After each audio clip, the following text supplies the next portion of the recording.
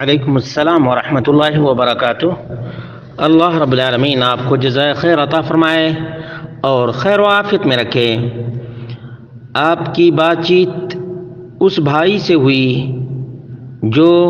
موزے پر مسح کا قائل نہیں ہے، اور اس نے یہاں تک کہہ دیا کہ سلف میں سے کوئی بھی موزے پر مسح کا قائل نہیں، بلکہ خف پر مسح کے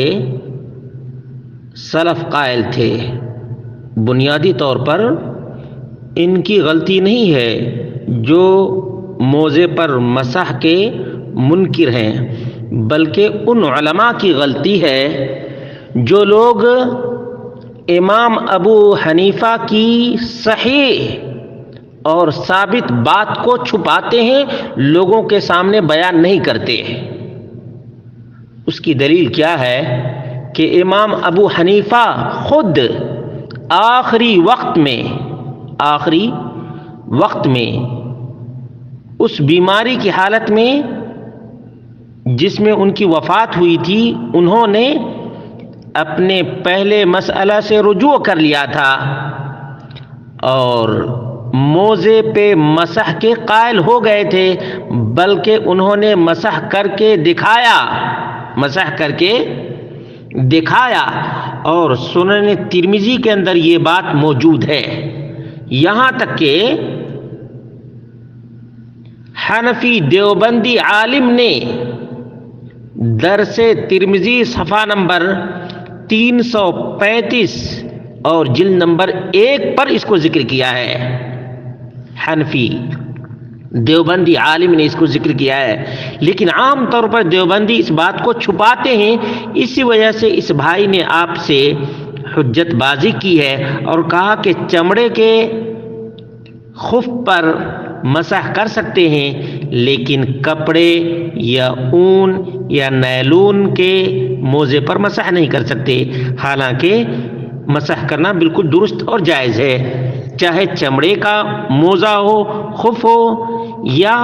اون کا ہو یا نیلون کا ہو، چاہے کاٹن کا ہو، بہرحال مسح کر سکتے ہیں۔ چنانچہ امام ترمذی نے ذکر کیا ہے، قال ابو عیسیٰ سمعت صالح بن محمد الترمذی قال سمعت ابا مقاتل السمرقندی یقول دخلت على ابی حنیفہ فی مرضه الذي مات فيه فدعا بماء فتوضأ وعليه جوربان خف نہیں، یاد رکھیے گا، وعليه جوربان فمسح عليهما ثم قال فعلت اليوم شيئا لم أكن أفعله مسحت على الجوربين وهما غير منعلين۔ امام ابو عیسیٰ کہتے ہیں کہ میں نے صالح بن محمد الترمذی کو کہتے ہوئے سنا، وہ بیان کر رہے تھے کہ میں نے ابو مقاتل سمرقندی کو کہتے ہوئے سنا کہ میں ابو حنیفہ کے پاس ان کی تیمارداری کے لیے گیا تو آپ نے پانی منگوا کر وضو کیا، پاؤں پر جرابیں تھیں، موزے تھے، تو آپ نے ان پر مسح کیا اور کہا کہ میں نے آج کے دن وہ کام کیا ہے جس کو میں پہلے نہیں کیا کرتا تھا۔ مسحت علی الجوربین، آج میں نے موزے پر مسح کیا ہے، یہ جوتے سمیت نہیں تھے۔ دیکھا آپ نے، یہ سنن ترمذی کے اندر موجود ہے، لیکن یہ بات چھپائی گئی ہے لوگوں کے سامنے۔ علماء احناف اور علماء دیوبند اس بات کو بیان نہیں کرتے، حالانکہ ہدایہ کے اندر بھی یہ بات موجود ہے۔ صاحب ہدایہ نے لکھا ہے وعنہ انہ رجع الى قولہما وعلیہ الفتوی، امام ابو حنیفہ نے اپنے پہلے فتویٰ سے رجوع کر کے کہا کہ جرابوں پر مسح کرنا جائز ہے، وعلیہ الفتوی، اور اسی پر فتویٰ ہے۔ امام محمد کا بھی اور امام ابو یوسف کا پہلے سے یہ قول موجود تھا، یعنی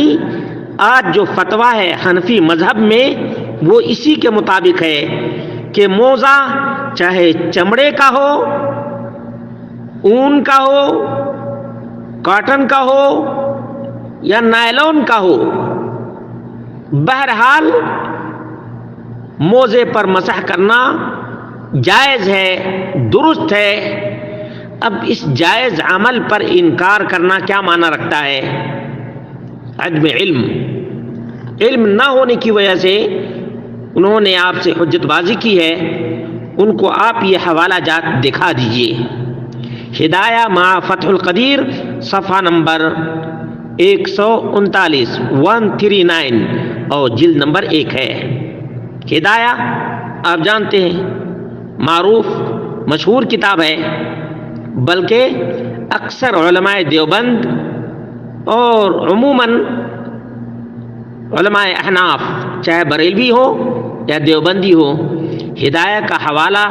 اپنے فتاوی جات میں ضرور دیتے ہیں، اس لیے ان سے کہہ دیجیے گا ہدایہ مع فتح القدیر صفحہ نمبر 139 139 جلد نمبر 1 پر یہ بات موجود ہے، اور اس بات کو عام کرنے کی ضرورت ہے، بتانے کی ضرورت ہے، تاکہ اس معمولی بات کی وجہ سے تکرار کی نوبت نہ آئے، اختلاف کی نوبت نہ آئے، بلکہ انشراح کے ساتھ کسی کو موزے پر مسح کرتے ہوئے دیکھیں تو اعتراض نہ کریں۔ واللہ اعلم بالصواب۔